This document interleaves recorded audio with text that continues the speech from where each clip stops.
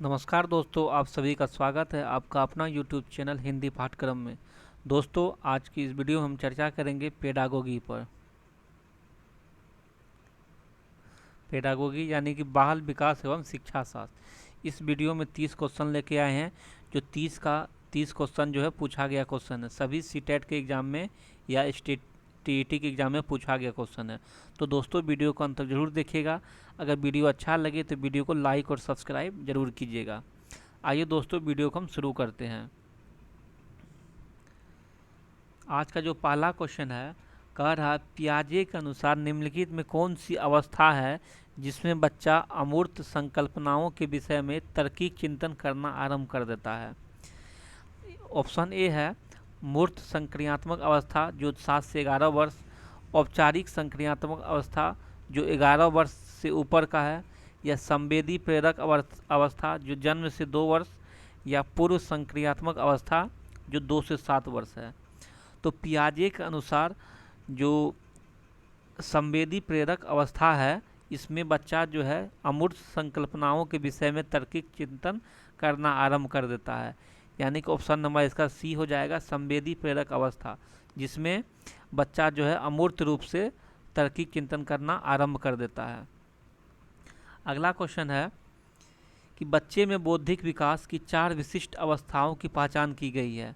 Kohlberg के द्वारा, या स्किनर के द्वारा, या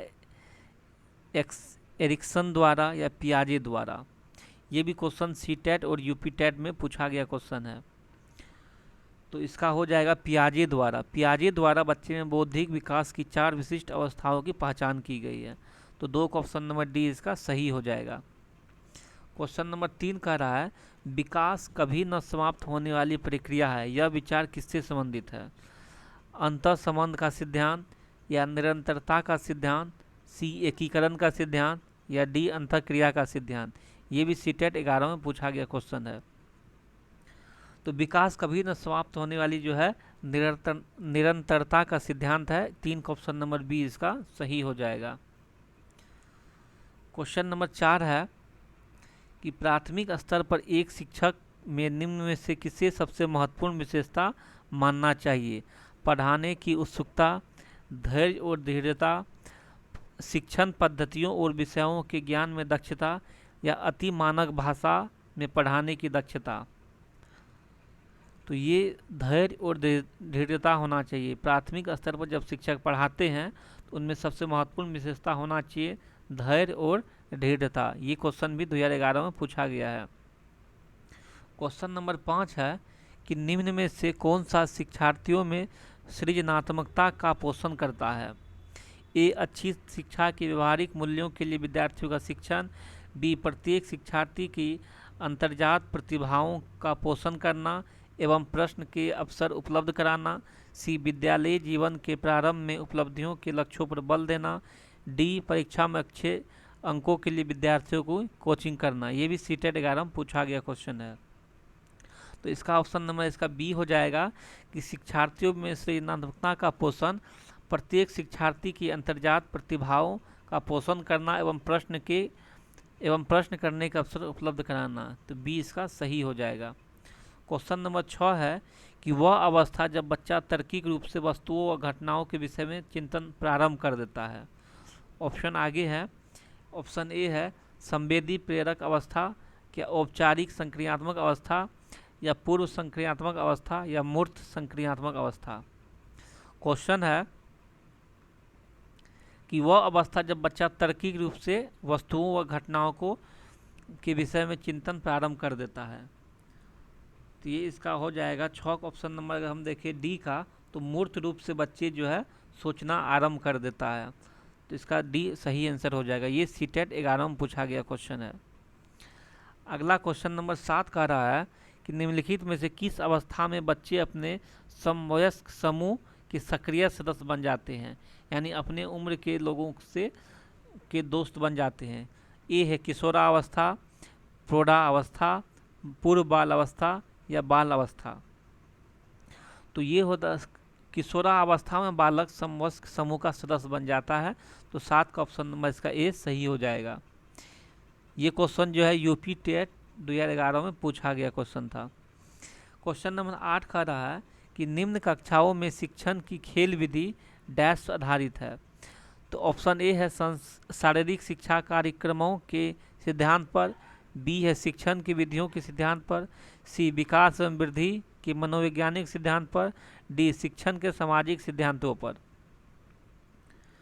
तो इसका जो है ऑप्शन नंबर सी हो जाएगा, विकास एवं वृद्धि के मनोवैज्ञानिक सिद्धांत पर आधारित है। शिक्षण में खेल विधि जो है विकास एवं वृद्धि के मनोवैज्ञानिक सिद्धांत पर आधारित है। अगला क्वेश्चन है कि बच्चों के संज्ञानात्मक विकास की सबसे अच्छी तरीके से कहाँ परिभाषित किया जा सकता है। ऑप्शन है खेल के मैदान में, विद्यालय एवं कक्षा में, गृह में या ऑडिटोरियम में। तो बच्चे का जो संज्ञानात्मक विकास जो है यह अच्छे तरह से विद्यालय एवं कक्षा में परिभाषित किया जा सकता है। 9 का ऑप्शन नंबर बी इसका सही हो जाएगा। क्वेश्चन नंबर 10 कह रहा है कि निम्न में कौन पियाजे के अनुसार बौद्धिक विकास का निर्धारक तत्व नहीं है। ए सामाजिक संरचना, बी अनुभव, सी संतुलीकरण, डी इनमें से कोई नहीं। तो 10 का ऑप्शन नंबर इसका ए हो जाएगा। पियाजे के अनुसार बौद्धिक विकास जो है सामाजिक संरचना निर्धारक तत्व नहीं है, बाद बाकी ये दोनों है। ये क्वेश्चन राजस्थान टीईटी 2011 में पूछा गया क्वेश्चन है। क्वेश्चन नंबर 11 है कि बालकों की सोच अमूर्तता के अपेक्षा मूर्त अनुभवों एवं प्रत्ययों से होती है, यह अवस्था कौन सा है। ऑप्शन ए है 7 से 12 वर्ष, बी है 12 वर्ष से वयस्क तक, सी 2 से 7 वर्ष तक, डी जन्म से 2 वर्ष तक। अगर हम ऑप्शन ए की बात करें तो ये सही है कि 7 से 12 वर्ष तक जो है मूर्त अनुभवों एवं प्रत्ययों से होती है। अमूर्तता की अपेक्षा मूर्त अनुभव एवं प्रत्ययों से होती है। ये उम्र क्या है, 7 से 12 वर्ष। क्वेश्चन नंबर 12 है विकास के संदर्भ में निम्न में से कौन सा कथन सत्य नहीं है। तो अगर क्वेश्चन में नहीं है इस पर ध्यान रखना है, क्योंकि एग्जाम में क्या होता है हड़बड़ी में जो सत्य है उसी में टिक मार देते हैं। तो ऑप्शन ए है विकास की प्रत्येक अवस्था में अपने खतरे हैं, विकास उकसाने बढ़ावा देने से नहीं होता है, विकास सांस्कृतिक परिवर्तन से प्रभावित होता है, या विकास की प्रत्येक अवस्था की अपनी विशेषता होती है। अगर हम ऑप्शन नंबर 1 की बात करें तो विकास की प्रत्येक अवस्था में अपने खतरे हैं, ये कथन जो है गलत है। ये भी राजस्थान 2011 में पूछा गया क्वेश्चन है। अगला क्वेश्चन है कि निम्न में कौन सा विकासात्मक कार्य उत्तर बाल अवस्था के लिए उपयुक्त नहीं है। ए समान खेलों के लिए आवश्यक शारीरिक कुशलताएं सीखना, बी पुरुषोचित या स्त्रियोचित सामाजिक भूमिकाओं को प्राप्त करना, सी वैयक्तिक आत्मनिर्भरता प्राप्त करना, डी अपने हम उम्र बालकों के साथ रहना सीखना। ये भी राजस्थान 11 में पूछा गया क्वेश्चन है। तो 13 का ऑप्शन नंबर अगर हम बी की बात करें पुरुषोचित या स्त्रियोचित सामाजिक भूमिकाओं को प्राप्त करना, ये विकासात्मक कार्य उत्तर बाल अवस्था के लिए उपयुक्त नहीं है। क्वेश्चन नंबर 14 है कि विकास का अर्थ है परिवर्तन की उत्तरोत्तर श्रृंखला, अभिप्रेरणा के फलस्वरूप होने वाले परिवर्तनों की उत्तरोत्तर श्रृंखला, अभिप्रेरणा एवं अनुभव के फलस्वरूप होने वाले परिवर्तनों की उत्तरोत्तर श्रृंखला, या परिपक्वता एवं अनुभव के फलस्वरूप होने वाले परिवर्तनों की श्रृंखला। जो 14 का ऑप्शन नंबर अगर हम डी को देखें तो ये सही है। विकास का अर्थ होता है परिपक्वता एवं अनुभव के फलस्वरूप होने वाले परिवर्तनों की श्रृंखला। ये भी राजस्थान टीटी 11 में पूछा गया क्वेश्चन है। क्वेश्चन नंबर 15 अगर हम देखें कह रहा है खिलौने की आयु कहा जाता है पूर्व बाल अवस्था को, उत्तर बाल अवस्था को, शेषवावस्था को, या ये सभी है। ये भी राजस्थान 2011 में पूछा गया क्वेश्चन है। तो खिलौने की आयु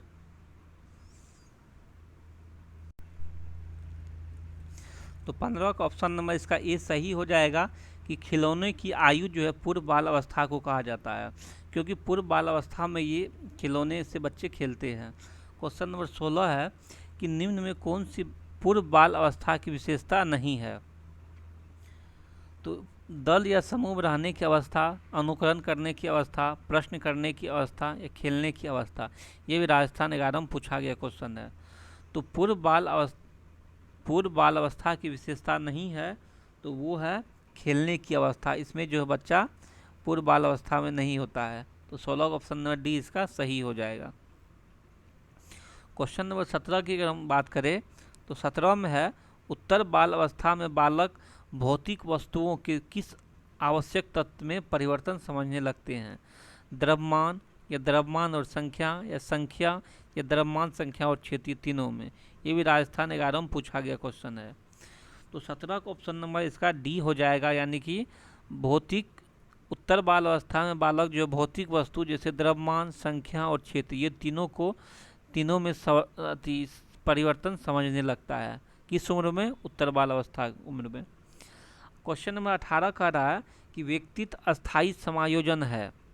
समायोजन यानी कि एडजस्टमेंट, पर्यावरण के साथ, प्रकृति के साथ, जीवन के साथ, या सभी। ये भी छत्तीसगढ़ टीईटी में पूछा गया क्वेश्चन है 2011 में। तो 18 का जो है ऑप्शन नंबर इसका डी हो जाएगा, ये सभी हो जाएगा। व्यक्तित्व जो है एडजस्टमेंट जो है पर्यावरण के साथ भी कर लेता है, प्रकृति के साथ और जीवन के साथ, ये सभी के साथ कर लेता है। क्वेश्चन नंबर 19 है कि दूसरे वर्ष में अंत तक शिशु का शब्द भंडार हो जाता है, यानी 2 साल का जब बच्चा रहता है तो वो उसका शब्द भंडार कितना होता है? 100 शब्द, 60 शब्द, 50 शब्द या 10 शब्द। ये भी छत्तीसगढ़ टीईटी में पूछा गया क्वेश्चन है।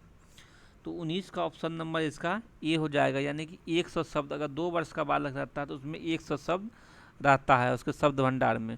क्वेश्चन नंबर 20 है कि शर्म तथा गर्व जैसी भावना का विकास किस अवस्था में होता है?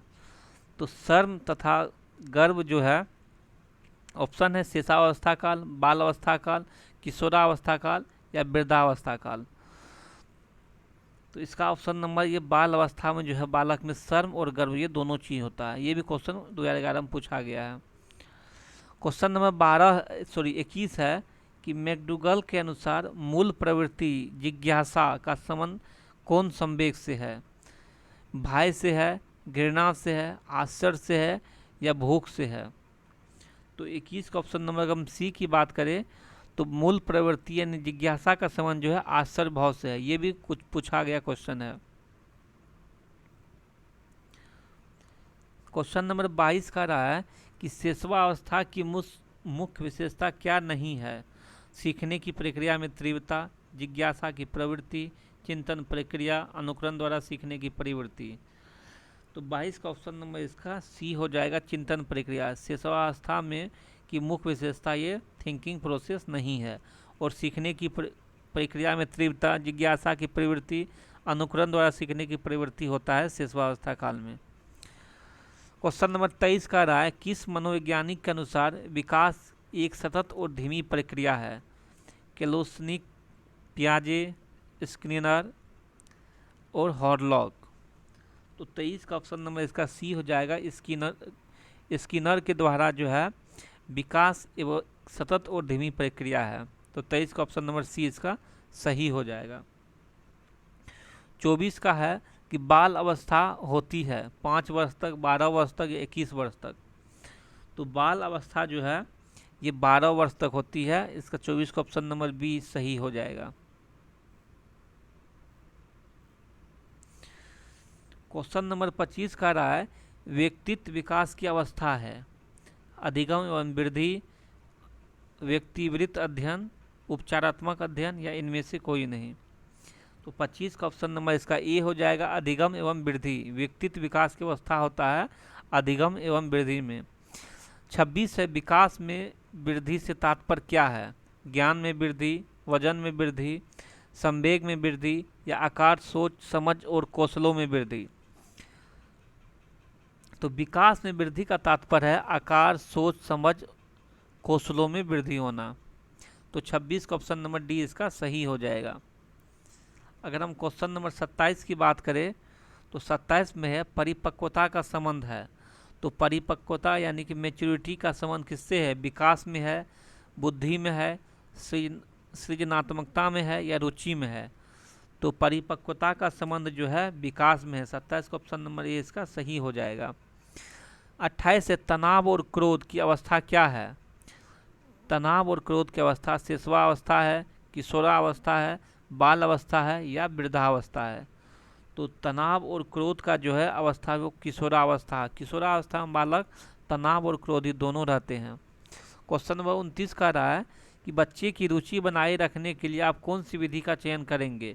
बच्चों को पढ़कर आने को कहेंगे और प्रश्न पूछेंगे, या स्वयं गतिविधि करेंगे तथा बच्चों को बताएंगे, या आप गतिविधि में बच्चों को शामिल करेंगे, या बच्चों को स्वयं गतिविधि करने के लिए देंगे? तो 29 का ऑप्शन नंबर इसका हम डी की अगर चर्चा करें तो ये सही होगा कि बच्चों को रुचि बनाए रखने के लिए बच्चों को स्वयं गतिविधि करने के लिए देंगे, ये सही हो जाएगा। अंतिम क्वेश्चन है 30 नंबर कि एक बच्चे की मानसिक आयु 12 वर्ष एवं वास्तविक आयु 10 वर्ष है, तो उसकी बुद्धि लब्धि क्या होगी? 110 वर्ष, 100 वर्ष, 120 या 83?